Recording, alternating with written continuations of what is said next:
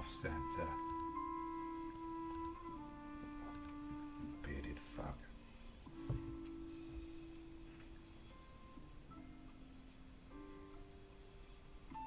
I hope your reindeer die.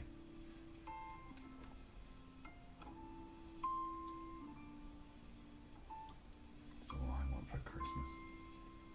Dead reindeer.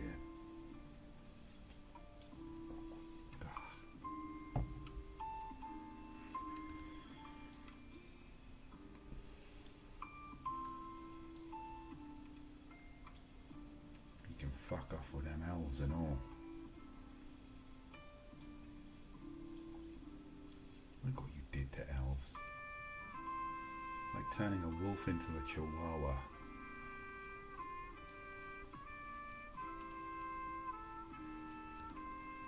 You'll get yours. Jolly fuck.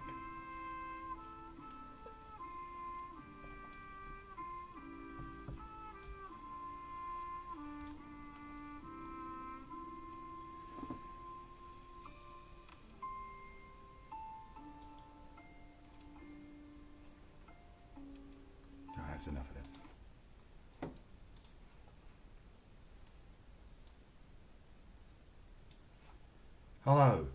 Hello Internet, Merry Christmas, Happy December, all the other holidays that occur at this time of year. I don't know, there's a lot of them. Happy Ice Day, Happy Snow Day, Happy Get Them Presents, Get That Eggnog, Get Nogged, I guess. Welcome to the 12 Days of Shingle, an event organised by our own dear E.M. Kaplan, authoress and star of Calamity Jane's, our sister podcast. If you haven't checked it out, you should absolutely check it out. It's great. I believe there's an episode going live later today. What is the 12 Days of Shingles? Well, it's not that hard to explain. The clue is in the title. Basically, we're going to read 12 Shingles tales. Well, Emily Kaplan's going to read them, and she's going to review them. You can follow that on our Facebook page, or if you're fancy, you can follow it in our Patreon and give us money, which is really in the Christmas spirit. And yeah, so we're just going through some Shingles titles that you may have missed for whatever reason. I'm not judging you. You might have been hit by a bus, or something equally devastating, which is a perfectly good reason to not read all the Shingles books. So, you know, it's a chance to catch up on them and live the experience and join the community. The season is very much about community. I'm going to read an excerpt from one of my Shingles. It's perhaps my most feminist work. It is Valley of the Sex Dolls. It is a tale of, again, I'm putting a lot in the title here. It is a tale of sex dolls in a valley that come to life and wreak havoc. But not just, you know, real havoc. There's complex metaphors about the state of society. It might be my most intellectual work. It's also got a lot of tits in it.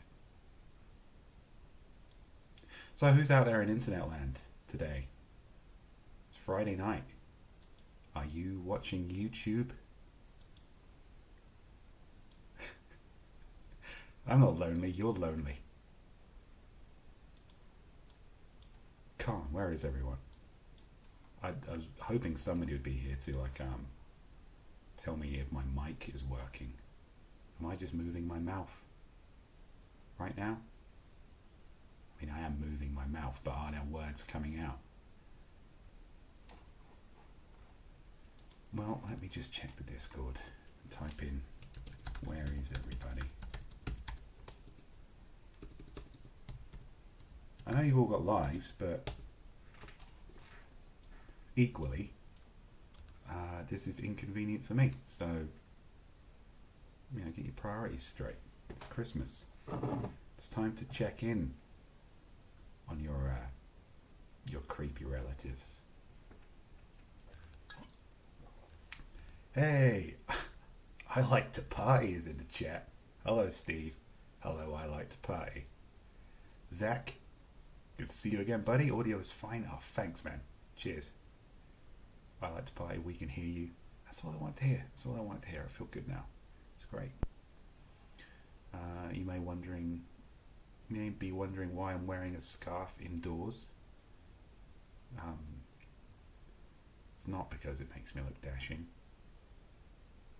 It does make me look dashing, though, doesn't it? It's because I am both English and Scottish, so I am doubly cold and cheap.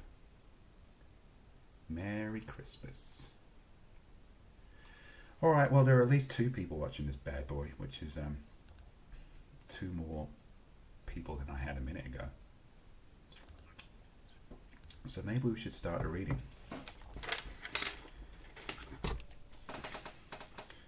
This isn't a Shingles book, this is a David Copperfield. I'm not going to read David Copperfield, it's just that I am a filthy capitalist, so I sold all my copies of Valley of the Sex Dolls. So I'm going to be reading after screen, but I don't want to look like I'm just giving you hard eye contact. So I'm going to read it after screen while holding this book for no real reason. Okay, so the premise of Valley of the Sex Dolls is a little girl comes home one day to realise that her father has bought an incredibly lifelike, full-sized sex doll called Letitia. And she's not very happy about it. Her single dad, she worries he might be going insane. So let's pick off there. Is her dad insane? Peggy was shaken from a doze by the sound of bed springs. The house was small and the walls thin, and Peggy had seen enough movies and read enough books to counteract Ogden Valley County's stubborn refusal to teach sex education to any child that wasn't already pregnant. In her still muzzy head, she surmised that Mom and Dad were at it again, until she remembered that there was no Mom to be at it with. Letitia, she thought, and then shuddered. Thinking of your parents having sex was weird and horrible, even though she knew it was something that every parent did. Her mind recoiled from the thought as though she were equipped by some merciful failsafe. But when she thought of what was happening in the next room, between her father and that expensive hunk of plastic, that mental failsafe didn't operate. Her imagination filled in the blanks with terrifying acuity. She folded the pillow around her head, muffling her ears, and stared into the dim of her room with wide eyes. Sleep did not come, but eventually her dad did, and the spring noises stopped. Peggy waited for what may have been minutes or hours, however long it took for her to relax the grip on her pillow. Her star projector, long in need of change of batteries, flickered off and whirred to a stop. She sat glumly in the dark before resolving to creep down to the kitchen. There was a little orange juice left in the icebox, and she meant to do something about the bad taste in her mouth. She swung from her bed onto her nimble feet and crept out of the room. She passed her father's door, slightly ajar, with nothing but opaque black beyond. She paused and held her breath a while, hearing the surprisingly gentle sleep noises of her dad, just slow, steady breathing. She trod lightly down the stairs, avoiding out of habit the steps she knew to be creaky, and walked into the kitchen where the light was always left on. Then she froze. Letitia was at the kitchen table. For a while, Peggy could do nothing but stare. Letitia was dressed in one of her mom's old robes, which was barely tied around her enormous bosom. The doll thing was sat on the chair, not particularly well posed. Her arms were held out stiffly before her. Her clear, soulless eyes, however, were looking right at the kitchen door, right at Peggy. Peggy fought a sudden urge to flee. Why had her dad moved the doll down here, after he had finished with it? Did he not want it in his bed? Surely there was a better place to keep it when he wasn't using it. And oh God, did he clean it afterward? Peggy's fear was temporarily consumed by her annoyance. She'd talk to her dad tomorrow and draw some lines about what was and wasn't okay about this new situation. She would have to think long and hard about things to put in the okay box, but not very long at all about the not okay box. But in the meantime, she wasn't going to let some giant dolly stop her moving around her own house. Peggy held Letitia's gaze defiantly and then looked away to open the fridge and retrieve the OJ. When she looked back, the carton slipped from her suddenly weak grasp. Letitia had moved. Unquestionably. Surely. Maybe. Had the doll's arms been out straight? They were resting on the table now. Was she remembering properly? Peggy shook her head and picked up the carton again. She only took her eyes away from the doll for a second, and when she looked back, there was no change. The doll hadn't moved. Letitia's expression remained locked in gasping innocence, her lips parted, her eyes wide. Either Peggy had imagined it or who knew? Didn't Jacob say it had a computer in it? Maybe one of its special functions was to change positions now and then.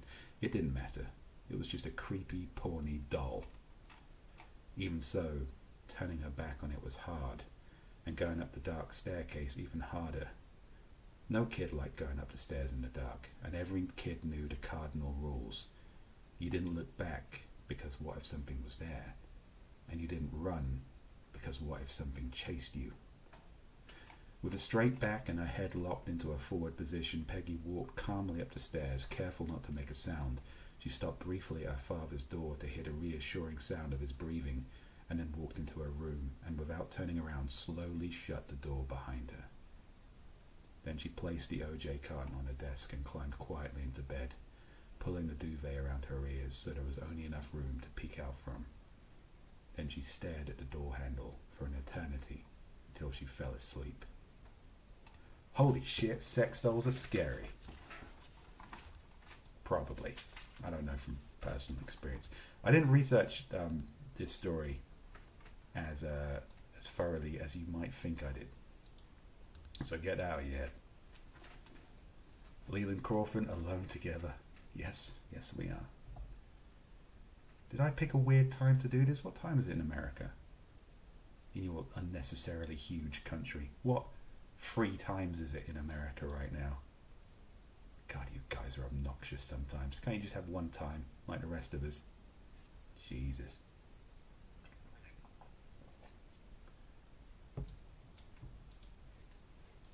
I can't tell if you're giving me the cold shoulder because you're not there or because I'm being a prick. Could be either one.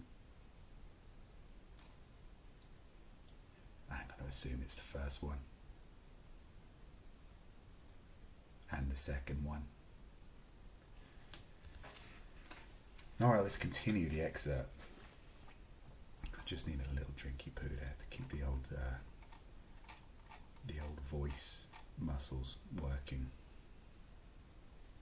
This book is now upside down. I don't know why I'm maintaining this illusion. Does it help? Does this make it feel more cozy? I should have put like a little fireplace graphic on the TV there, shouldn't I? Get really cozy. Yeah. You love it. Chapter 2, Sisterly Advice. The next morning, Peggy woke up and tried very hard not to think. She was tired and stressed, and so she gave over completely to her morning autopilot. The ambling ritual of teeth brushing and hair combing unfurling without her conscience taking any real interest. It was a school day, and she was always up before her dad anyway, so she didn't have to worry about awkward parental interaction just yet. She flicked her gaze into the kitchen on her way to the front door and noticed with relief that the table was empty of occupants. Then relief gave way to confusion. It wasn't like her dad to wake up once he was out for the night, but she supposed he must have. Either way, breakfast was the last thing on her mind. She grabbed the OJ she left on her desk last night, and that would have to do her until lunch. If the brisk air of a surprisingly cool Midwest morning didn't clear her head, then the sonic hammer of the school bus certainly did, and Peggy was feeling more or less awake by the time she walked through the chain-link gates of Ogden Valley Junior High. She spotted Josh Mackenzie almost immediately, sat against a wall on his backpack with his smartphone in his hand as usual. Josh liked to maximize every free second by watching the myriad MyTube stars he followed and stuffing as much of their daily babble into his head as he could. Oh, MyTube is like the Shingles version of YouTube. I don't know if you got that. It's pretty fucking clever writing, isn't it?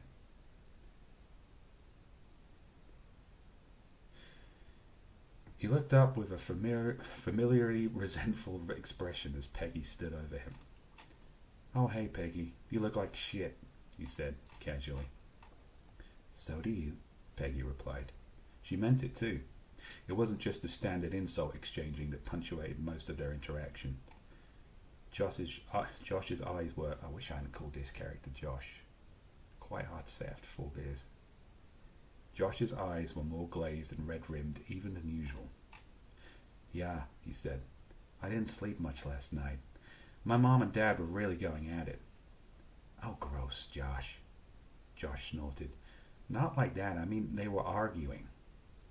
"What about?" Josh shook his head slowly. "You wouldn't believe me if I told you." Before Peggy could reply, Marsha walked over, her presence and poise demanding immediate attention as usual. "You guys are not going to believe this." Peggy smiled politely. Marsha was the popular girl, not just because she was an early developer, loud, pretty, and rich by Ogden standards, but because she just decided she was one day and everyone seemed to be going along with it just fine. Peggy kind of liked her. Marsha wasn't like the alpha girls in the movies and teen dramas. She was vapid, yes, but actually kind of sweet.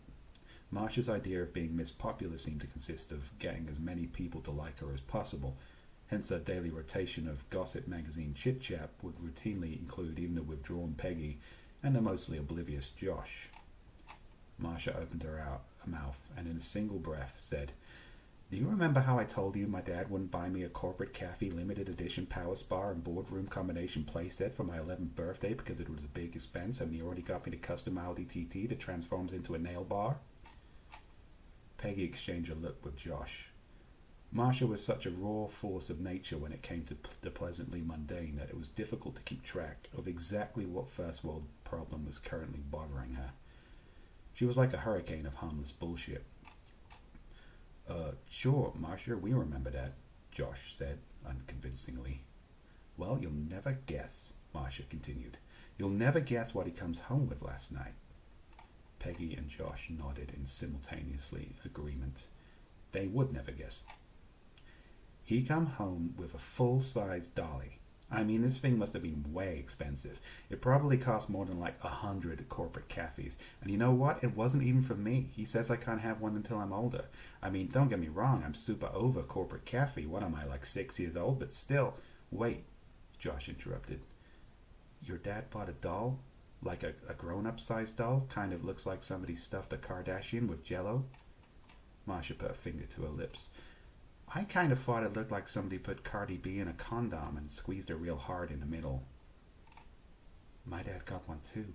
Peggy heard the words before she realized she was speaking. "Last night he, unboxed it. They're called real companions, right?" Marsha shrugged. "My dad says his name was Cristal, but sure." Josh nodded slowly. "Same deal here. My dad came home with one last night." Peggy blinked.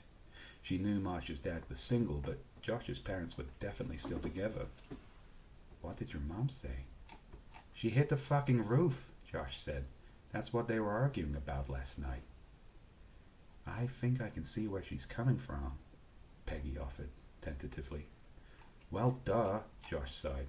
"Not my dad, though. He said my mom burns through magic wands like the Battle of Hogwarts, so why shouldn't he get a toy?" Marsha made a face. "I don't know what any of that means, but I think it might be gross." She turned and left. Josh squinted after Marsha. "Do you think she knows what the dolls are? What they're for?" "I'm not sure that I know what they're for," Peggy said. "Not really." Josh looked down at his screen. "They're for, jerking off with, right?" I was going to say having sex with." "Same difference," Josh shrugged. The school buzzer rang, and Josh flipped his phone into his pocket and left. Peggy stood alone for a while, waiting for the sudden surge of inexplicable annoyance to fade before she went inside. She didn't know how to explain it to Josh or even to herself, but she didn't think those two things were the same at all. Hello. Alright, who have we got? Who have we got in the chat? Some fucking porn bot? That is, that's, you know what? That is sort of like fully convenient for the theme of this message, isn't it? Of this Christmas message to you. It's a fucking porn bot in the chat raiding my reading of a story about sex bots gone wild. Well, all I can say is don't interact with the robot. That is sort of the moral of the story. Not this story, this is David Copperfield. I don't know what the moral of David Copperfield was. Did it have anything to do with sex bots? It might have. I didn't fucking read it. Well, hey, Vinny Valdez in the chat. He says, hey. Hey. How you doing? This is what I do on my Friday nights now. I pretend to read David Copperfield in front of an audience of sex bots.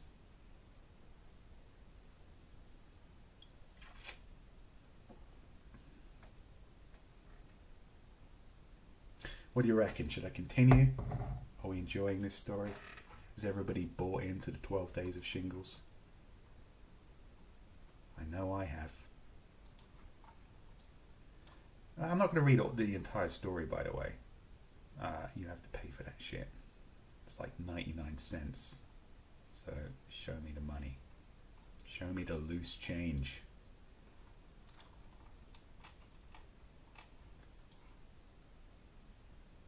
Oh, Boozebag just donated $10 to the Authors and Dragons cause. That will, of course, go directly into Authors and Dragons projects. What projects, you say? Well, most of the podcasts we do only exist because of user contributions. Because otherwise I wouldn't edit them, because I don't do things for free.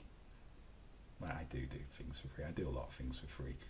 But your contributions certainly help us put content out. So thank you, Boozebag. Boozebag says, can I get a shout out to Windsock for his early birthday? Yeah, you can. Happy early birthday, Windsock. I don't know when your birthday is. I don't know how early this is. Vinny Valdez, shut up and take my money. Well, I can't really just sit here in silence, but I absolutely will take your money. I am not a proud man.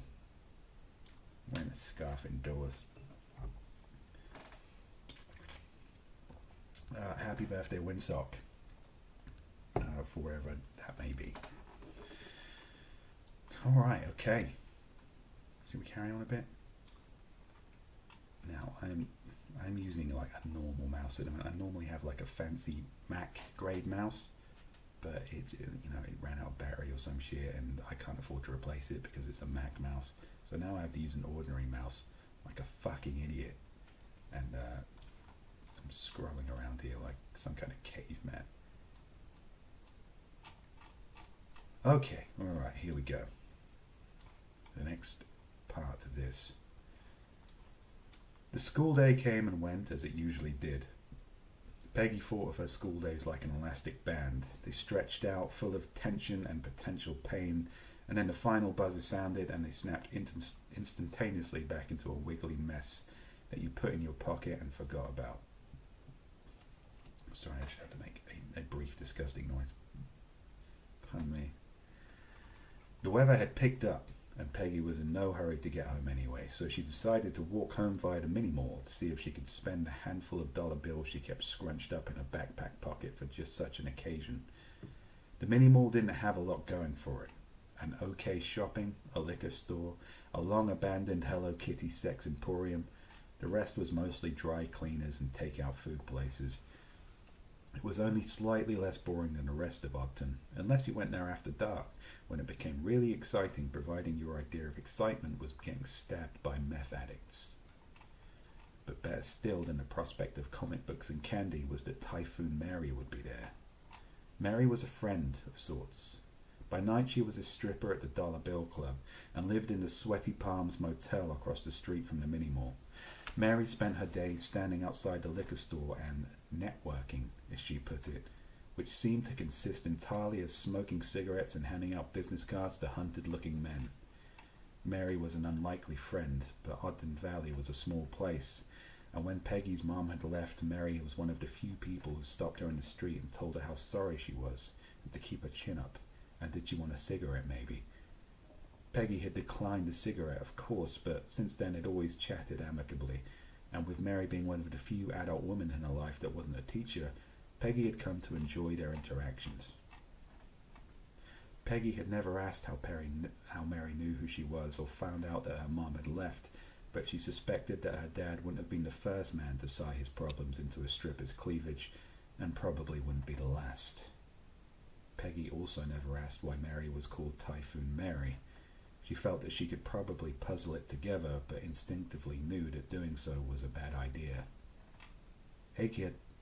Peggy looked up. Mary was there all right. She was currently riding on a coin-operated pony ride outside the Eaton Leave.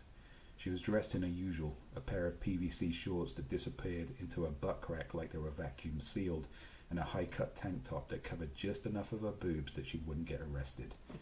She waved with one hand and held a half-sucked popsicle to her mouth with the other. She gripped the cartoony horse beneath with her bare thighs that were accustomed to the much more arduous task of holding her weight while she spun around the pole at high speeds. Peggy wondered why she was riding the inanely grinning pink horse, but then she noticed a man walk by, become transfixed by the slow, smooth rocking of Mary's hips, and walked directly into a trash can. Mary threw a business card his way with practiced ease. He pocketed it and walked hurriedly away with his head down. This was more networking, Peggy surmised. I just want to stop there because Stephen Fry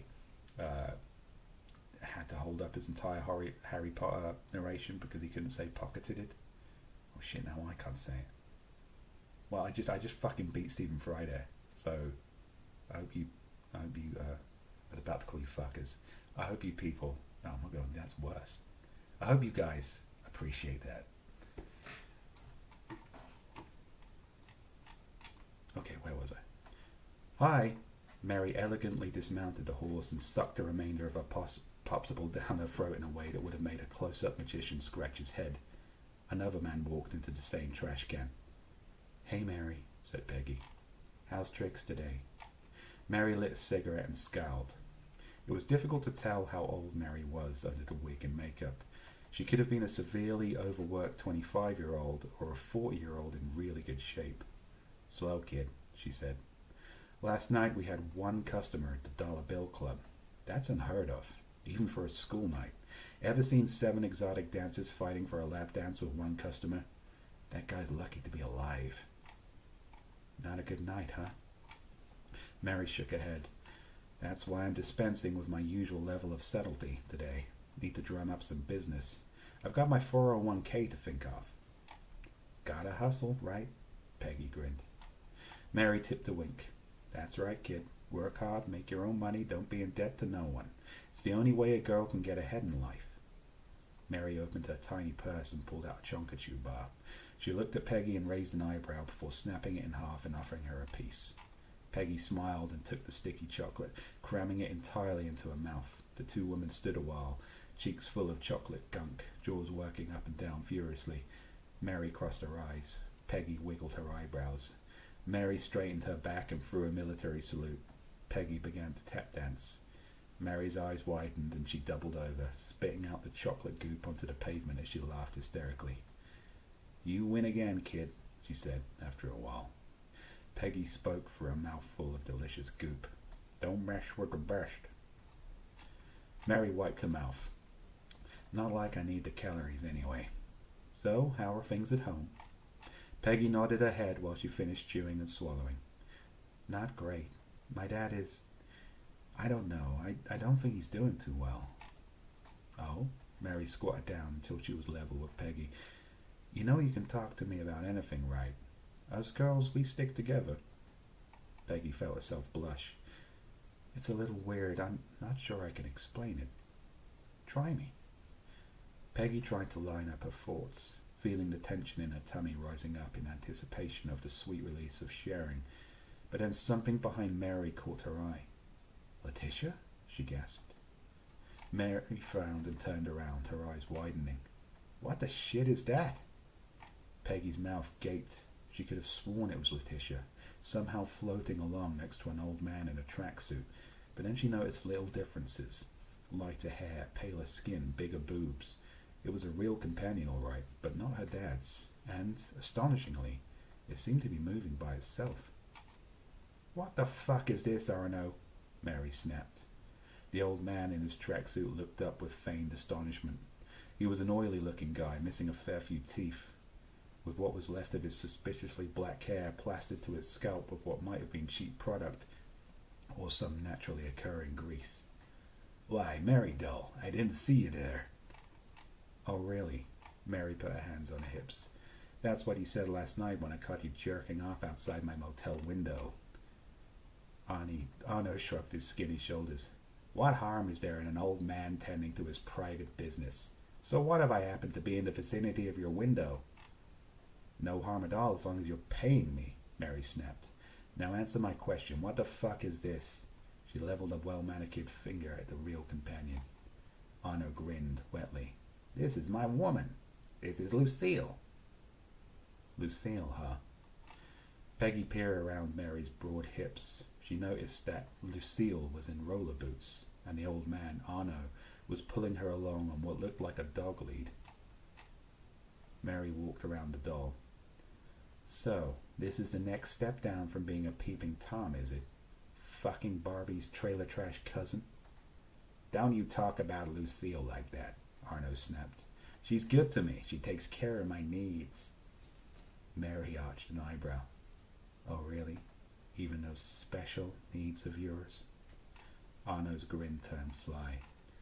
"Ain't nothing you can do that Lucille can't do better." "Oh, really?" Mary stepped forward, slowly pinning Arno with a cool gaze. "Does she call you Big Doc?" Arno snapped his fingers. Peggy jumped as the real companion suddenly straightened and tilted its head. It spoke in a toneless voice, not moving its lips. "I love you, Big Doc." Mary staggered back in shock. "And she doesn't even charge me extra," Arno chuckled. Mary shook her head, at a loss for a retort. "Come, Lucille," Arno sniffed. He tugged on the doll's leash, sending her rolling behind him. "Let's not dally any more with these low women." Mary watched him go in quiet fury. "What the hell even was that?" she growled. "They're called real companions," Peggy said. "My dad got one too." The anger faded from Mary's eyes, replaced by something else, something sadder. "Your dad has one?" Peggy shrugged apologetically. "A lot of people do now." "A lot?" Mary stepped back, her weight collapsing suddenly onto the wall behind her. "Those fuckers," she said faintly. "They can't stand for us to have even one thing over them, those fuckers." Peggy was unsure what to say, suddenly regretting opening her mouth in the first place. "I bet they don't dance real good, though, right?" she tried. Mary snorted a laugh. "Dancing's just what primes the pump, kid, and a man don't need priming if somebody's already sucked the water out of his pat tap." "What?" Mary shook her head, as though suddenly remembering who she was talking to. "Nothing, sweetheart. I'm going to call it a day. I'll see you around, okay?" "Okay." Peggy watched Mary leave. In all the months of their friendship, Peggy had never seen the woman look so defeated. Ooh. There we go, I just finished another bit. Vidi Valdez with $11. Okay, here's my money. Please don't shut up. That's more like it. Thank you. Boozebag says, "Well done, Steve." Oh, thanks, man. Cheers. Don't know if we should carry on. You guys are just giving me money. That was pretty sweet. Thank you.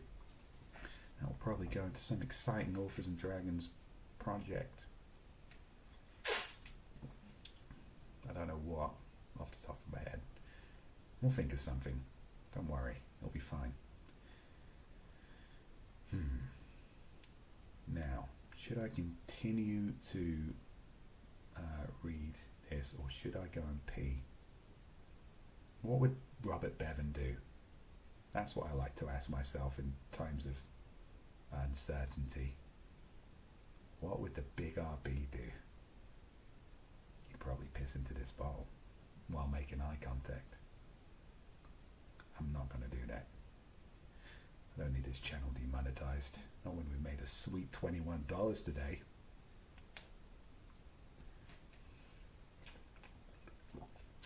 You know what? I'm going to put up the loading screen. I'm going to play you a bit of Christmas music. I'm going to go urinate. Just let me try and figure out how this technology works.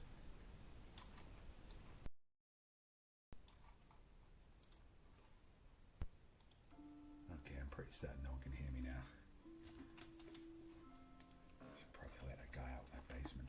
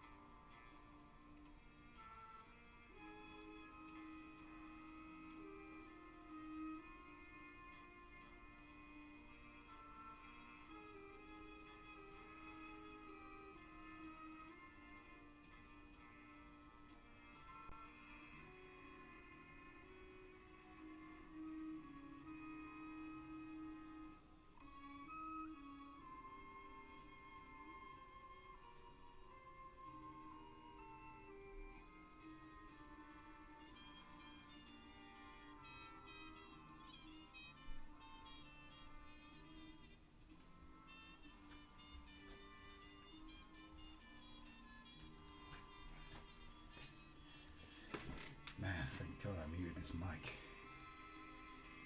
No one needed to hear that.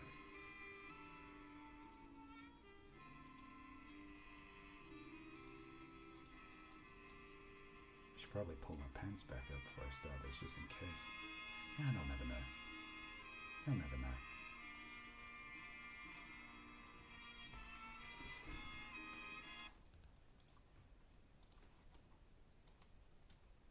Okay, I'm back from my entirely innocuous and uneventful departure. Let me just adjust it. Yeah, man, it's nearly Christmas. Or whatever other holiday that happens around this year. It's nearly the time where we forget about the darkness briefly.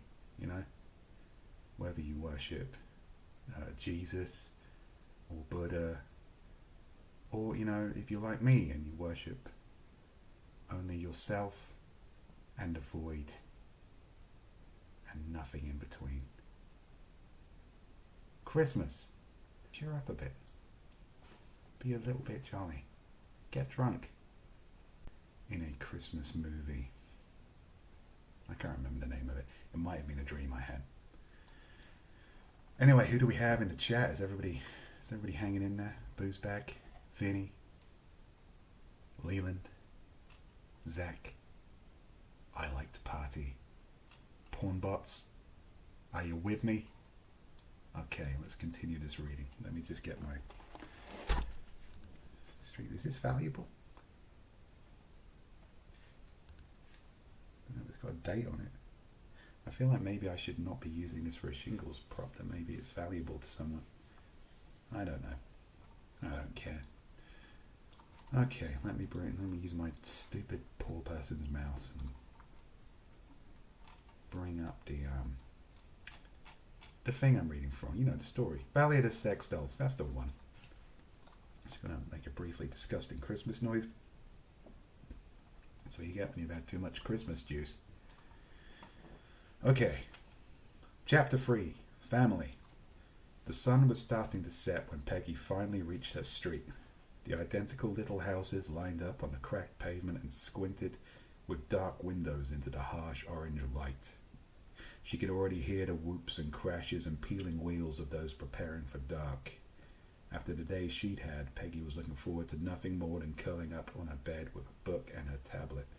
She hoped her dad had bought some snacks. She sighed through the front door, dumped her backpack in its usual spot, and went immediately to the kitchen. The sight that greeted her was so nearly idyllic. Her dad was cooking. He rarely did. Sure, he heated something up every night, but actually standing there with a kitchen towel over his shoulder, neatly chopping vegetables with a couple of pots already on the boil. Not since Thanksgiving had she seen him so domestically engaged. He was even singing some old Frank Sinatra tune. Peggy's smile never quite made it to her eyes, though, because waiting at the kitchen table was Letitia. The table was dressed, cutlery and placemats laid out, and a couple of candles burning for show. Letitia, it seemed, had also made an effort, wearing one of Peggy's mom's few going-out dresses and silver earrings. Her dad had even gone so far as to gather the doll's hair up in a surprisingly elegant bun. Not bad for a guy who had once sent her to school with 2 pigtails on the same side of her head. "Oh, hey, honey," Jacob smiled. "I thought I'd cook us dinner tonight." Peggy tried to keep a lid on the bubbling emotions rising in her gut. "What's the occasion?" she said. "Oh, no occasion," Jacob sang merrily. "I just thought it'd be nice to make a little effort." "You're sure?" Peggy said coolly. "You're sure it's not because we have a guest?" Jacob froze in his ministrations for a moment, before carrying on as though he hadn't. "You mean Letitia? Yeah, I thought it'd be funny, you know." "It's not, though, Dad. It's not funny at all." Jacob shrugged and carried on chopping. "Yeah, well, you know, we're having dinner anyway, so what harm does it do? It's nice to have company. Makes a change from just the 2 of us." "Okay, yeah, you want me to go get Billy Bear? I think I still have an old G.I. Jake lying around. Should we set a place for Sergeant Killtime?" Jacob snorted a quiet laugh. "That ain't the same thing, honey." Peggy tried to shut her mouth, but the anger wouldn't let her. "Yes, it is, Dad. It's exactly the same thing. Billy Bear is exactly as real as Letitia, or do I have to shove a fleshlight inside him first?" Jacob chopped in silence for a while, the blade moving slowly, without rhythm. He cleared his throat. "Look, I just want us all to sit down and have a nice family together like it." Peggy stamped her foot. "I will not sit down and eat next to that thing." Suddenly, the chopping board was on the floor, Jacob's thumping fist sending carrots and broccoli flying. "You will not talk that way about your mother," he roared. Peggy staggered back, looking from the unfamiliar rage on her father's face to the glassy-eyed impassiveness of the dull thing. "Dad, you're worrying me," she said. Jacob looked down at his shoes, shoulders heaving up and down. "I've just had a long day," he said. "I didn't sleep well. He began to pick up the scattered vegetables. "I can clean these off. They'll be okay. I'll ball them good. I'll fix you something and bring it up to your room for you." Peggy swallowed hard against the tears and nodded. She supposed she had been sent to her room, but that was where she was going to go anyway. She didn't want to be even on the same floor as the doll.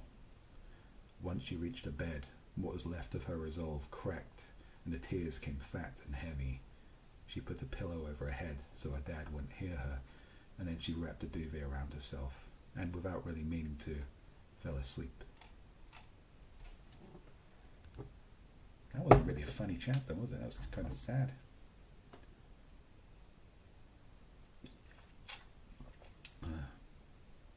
Well, sometimes Shingles are surprisingly sad and poignant, I guess. Today, Merry Christmas.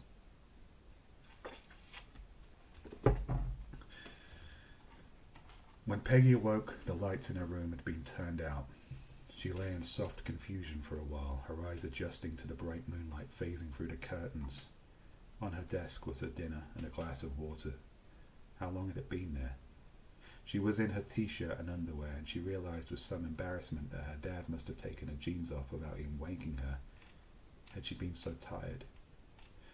Her stomach growled, and the prospect of a meal, however cold it now was, jockeyed for position over the desire to stay in her warm bed.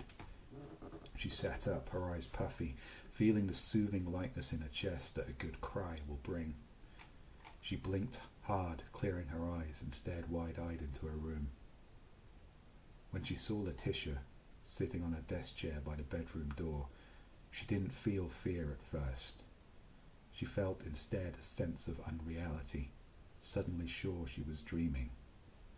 The doll was back in its nightgown, sitting with its legs crossed daintily, hands on its knees, staring right at her.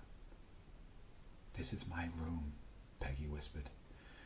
"This is my room, and you're not supposed to be in here." A toneless voice rang out, causing Peggy to jump.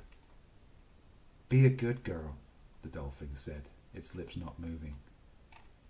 "Be a good girl."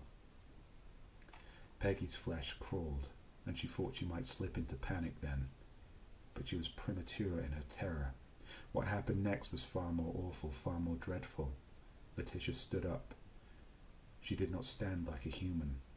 With the careful unfolding of limbs, the familiar gravity, she moved without weight and without logic, as though by a bad stop-motion animator with no regard for anatomy. Then the doll turned in utter silence and strode from the room, on feet as light as feathers, leaving Peggy alone in the dark. There was only a beat of silence before a shriek forced its way out of Peggy's throat, and once she started, she couldn't stop. An electric chill grasped her body, and horrible panic numbed her mind utterly. She wasn't sure how long she screamed, but the light flicked on, and her dad stumbled in, squinting, his beer gut hanging over his tatty pajama bottoms. He gathered her up like fallen leaves, holding her together. "Oh, my girl, what's wrong? What's wrong, girl?" Peggy pushed her face into the warmth of her dad, unable to remember when she'd last felt so small, so vulnerable. "It was her, Dad. She was in my room." "Who?" "Letitia." Peggy pushed herself away so she could look her father in the eye. "That doll was in my room. It spoke. It moved." Jacob's eyes flickered as they searched her face. "Honey, that's impossible. You must have had a nightmare." Peggy sniffed and shook her head. "No, she was here. It was real as day. Daddy, I want her gone. I want her out of here, please. She scares me." "Oh, honey." Jacob enveloped her again. "I know this must seem strange to you." Peggy sobbed an unintelligible reply. "But you have to listen. I can't just throw her out." "Why not?" "It was part of the contract, honey. I told you I got her for cheap, right? This is beta testing. I'm kind of, legally obligated to see through the trial period. I signed a contract." Peggy looked at her dad's mournful face and could not bring a reply that wasn't more tears. "I'm so sorry," Jacob said. "I never would have done this if I'd known you'd feel this way. I don't know what I was thinking. It all seemed to make sense at the time." "I don't want to see her anymore, Dad, please." Jacob nodded with some resolve. "I'll tell you what. From now on, she doesn't leave my room, okay? Hell, I'll even put a padlock so that when I ain't in there, no one else can get in there, all right? You don't have to see her anymore. And as soon as the trial's done, I'll give her back, and it'll just be you and me again, okay?" Peggy nodded slowly. "I guess it's gonna be okay, honey. You'll see." "Dad?" "Yes, sweetheart." "Will you stay in my room tonight?" Jacob sighed and smiled and nodded his head. He pulled the chair over from the door and leaned it against the bed. Then he tucked Peggy in and sat with his arms folded over his hairy chest. "Just you go to sleep. I'll be right here." Peggy nodded, and when her sniveling hiccups eventually subsided, she was soon fast asleep again. She did not know what time she woke up in the night, but her dad was gone, and she heard the steady creaking of bed springs. Man. Vinny, has to go. Great job, Steve. I don't want to spoil too much. I have the audiobook to listen to also. And you know what? That's probably a good place to leave it. I told you I wasn't reading the whole thing. Don't look at me like that, internet. I hope you have a wonderful Friday evening. I hope you're getting in the festive spirit, regardless of what cult you belong to. And I hope you have a good night. It's been fun. Thanks for the money. And thank you for your time, sex bots.